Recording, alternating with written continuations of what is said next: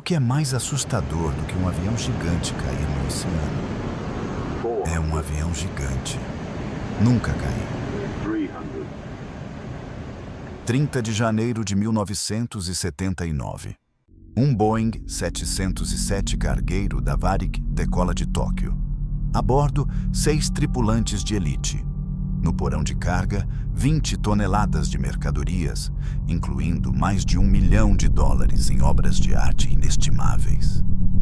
A rota era simples: Tóquio, Los Angeles, Rio de Janeiro, mas a 30 minutos de voo. Sobre a imensidão congelante do Oceano Pacífico Norte, o voo 967 simplesmente apagou do radar. Kono, sem pedido de socorro, sem falhas mecânicas relatadas, sem explosão no ar. Durante meses, frotas de navios varreram os mares. Eles não encontraram uma poltrona. Eles não encontraram uma mancha de óleo. Eles não encontraram nada. Como 20 toneladas de metal somem da face da Terra? Bem-vindos de volta ao arquivo. Hoje, o mistério do voo Varig 967.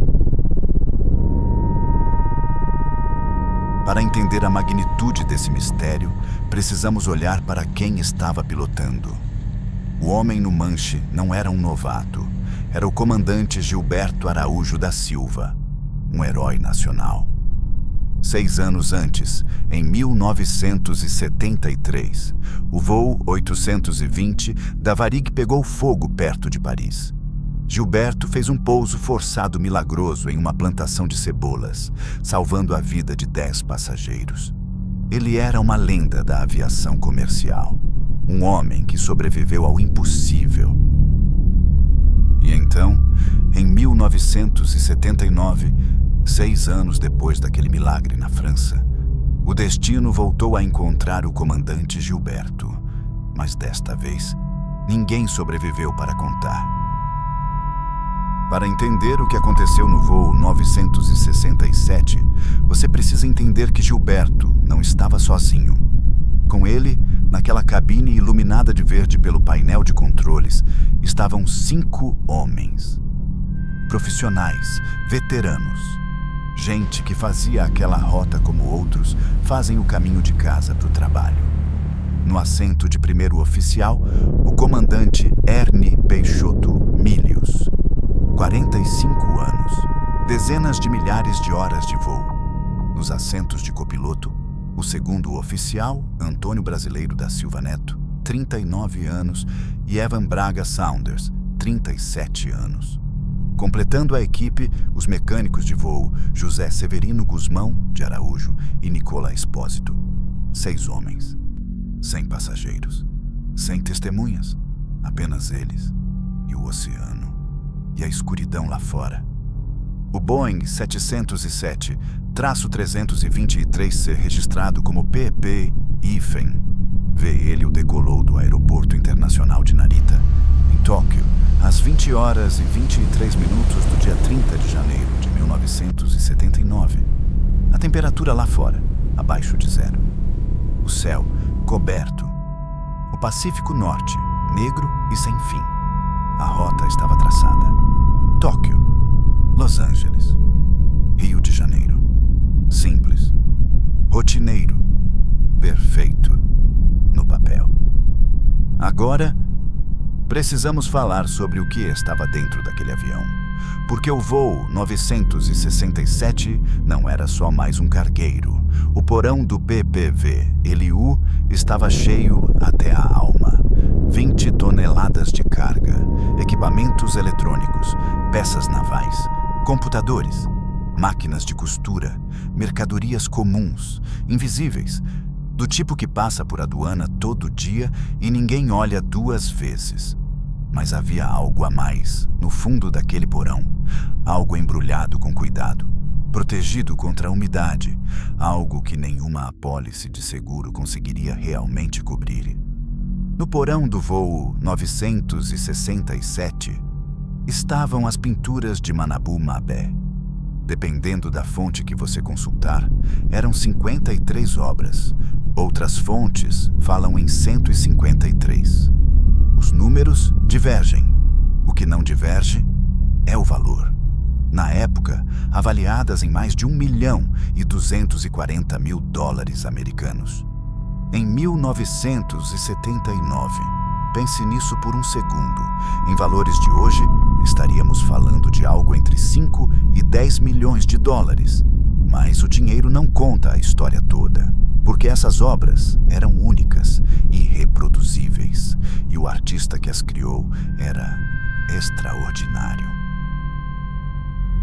Manabu Mabe nasceu em 1924 em Kumamoto, no Japão.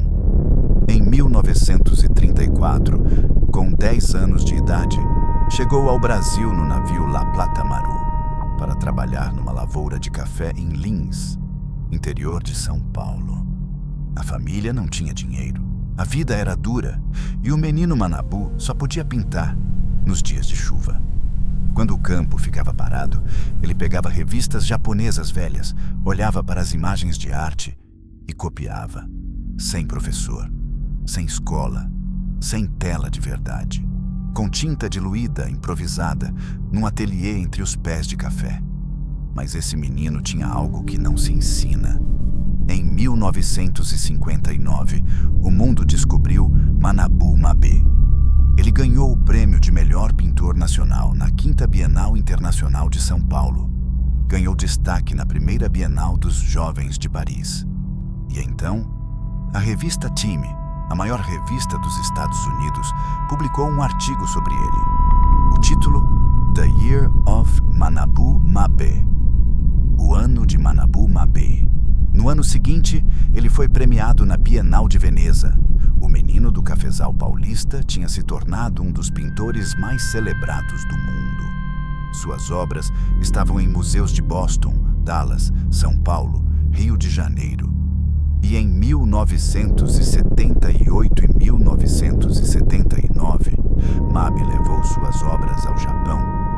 O artista, que havia saído daquela terra como filho de imigrante pobre, voltava como uma das maiores referências da pintura moderna. A exposição foi um sucesso. As obras foram admiradas. O nome do Brasil foi celebrado. E então, em 30 de janeiro de 1979, as pinturas foram cuidadosamente embaladas, colocadas em caixotes, carregadas no porão de um Boeing 707. Endereço: Rio de Janeiro, via Los Angeles. Eram as obras de uma vida inteira e elas nunca chegaram. 22 minutos após a decolagem, o comandante Gilberto fez o primeiro contato com o controle de tráfego aéreo. Voz calma, tom profissional, padrão, sem nenhuma anormalidade. O avião em cruzeiro, os motores estáveis. O Pacífico 10.000 metros abaixo. O segundo contato estava previsto para as 21h23. Ele nunca aconteceu. Silêncio absoluto por 3 segundos. Os controladores esperaram. Tentaram o contato de volta. Esperaram mais. Depois de 1 hora de tentativas frustradas, o alarme foi acionado. Equipes de busca e salvamento foram mobilizadas, mas era noite. O oceano estava escuro. As buscas precisaram ser suspensas. Só foram retomadas mais de 12 horas depois da decolagem. Na manhã do dia seguinte, por 8 dias, navios varreram o oceano. Aviões sobrevoaram a região onde o PPV-LU deveria estar. Mergulhadores foram acionados em zonas rasas. Raios sonar foram disparados. E no final de 8 dias intensos de busca, a conclusão foi: nada. Não foi encontrada uma poltrona, não foi encontrada uma mancha de combustível, não foi encontrado um pedaço de fuselagem, não foi encontrado um corpo, não foi encontrada uma única pintura de Mabe. A investigação interna da Varig concluiu com uma frase que ficou gravada na história da aviação. Não foi possível encontrar nenhum indício que lançasse qualquer luz sobre as causas do desaparecimento da aeronave. Ponto final. Caso em aberto. Quando a ciência não tem resposta, A imaginação preenche o vazio. E no caso do voo 967, as teorias são tão perturbadoras quanto o silêncio. Teoria 1. O roubo do século. A teoria mais sedutora começa exatamente pelas pinturas. Um acervo de mais de $1 milhão. Um voo de carga com tripulação mínima. Uma rota sobre o Pacífico noturno.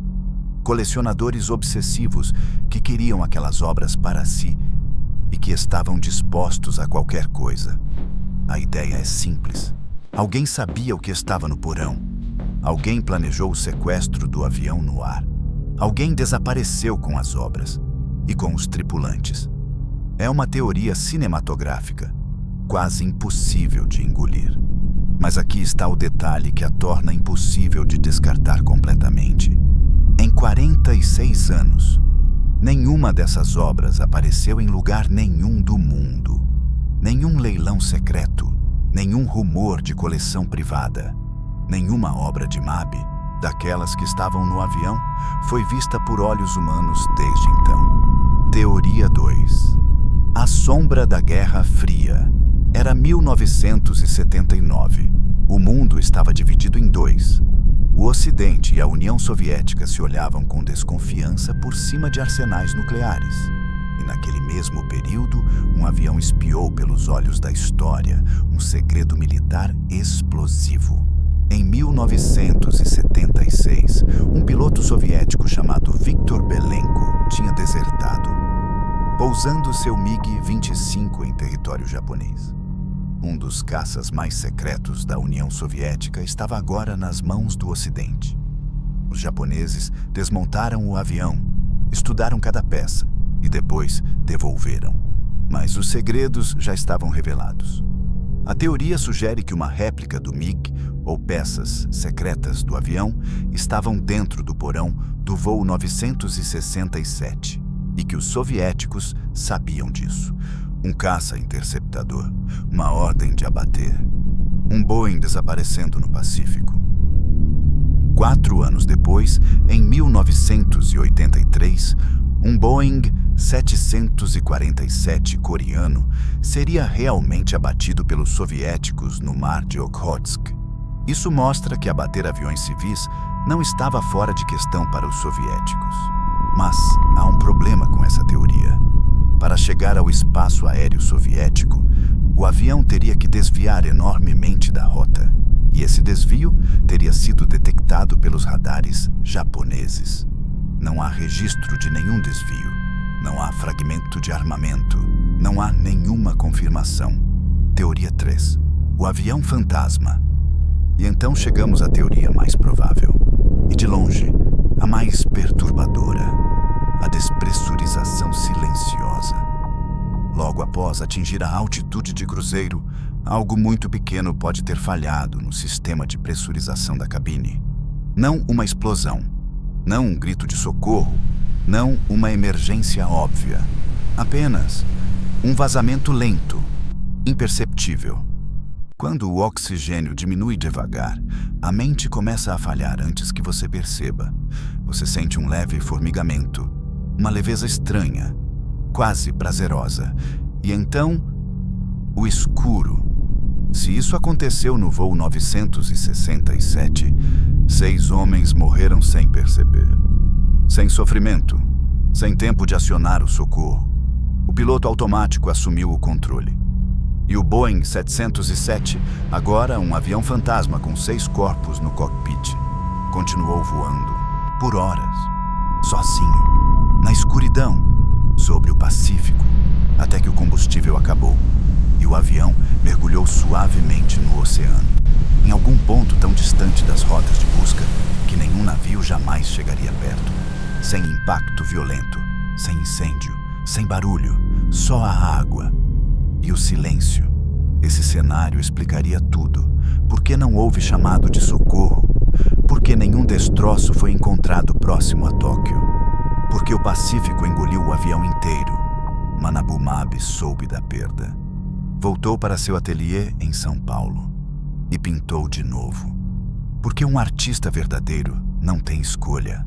Alguns dos quadros foram refeitos, pelo menos em parte, mas nenhuma tela é igual à outra. Não existe refazer de verdade. O que estava no porão do voo 967 estava perdido para sempre. Manabu Mab viveu até 1997. Morreu em São Paulo, com 73 anos, de complicações após um transplante de rim. Nunca soube o que aconteceu com suas obras. Ninguém nunca soube. 46 anos depois, o Oceano Pacífico guarda seus segredos. O PPV-LU, o Boeing 707 da Varig, registro de matrícula de uma aeronave que já não existe mais como empresa. Nunca foi encontrado nenhum destroço, nenhuma caixa preta, nenhuma pintura de MAB, nenhum corpo. 6 famílias perderam seus maridos, filhos, pais. A história da arte brasileira perdeu um acervo que nunca mais existirá. E o mundo ganhou um dos maiores enigmas da aviação civil de todos os tempos. Em 2014, o mundo acompanhou atônito o desaparecimento do voo MH370 da Malaysia Airlines. 227 passageiros, 12 tripulantes, desaparecidos sobre o Oceano Índico. O mundo ficou chocado. Era impossível, inadmissível. Um Boeing inteiro simplesmente sumindo. Mas para quem conhece o caso do voo 967, não foi surpresa nenhuma, porque isso já tinha acontecido antes, silenciosamente, sem manchetes, sem câmeras, numa noite fria de janeiro de 1979. Sobre o Pacífico Negro, o comandante Gilberto Araújo da Silva, o comandante Ernie Peixoto Milhos, o segundo oficial Antônio Brasileiro da Silva Neto, o segundo oficial Evan Braga Saunders, o mecânico de voo José Severino Guzmão de Araújo, o mecânico de voo Nicola Esposito. O voo 967 decolou às 20h23 do dia 30 de janeiro de 1979. Fez seu último contato 22 minutos depois. E o oceano nunca devolveu nada. O voo 967 continua voando na nossa imaginação. Um gigante fantasma. Qual é a sua teoria? Abatido, roubado ou uma falha fatal? Comente abaixo. Nas melhores teorias eu vou destacar. Inscreva-se no Rastro Oculto. Tem muito mais esperando por você.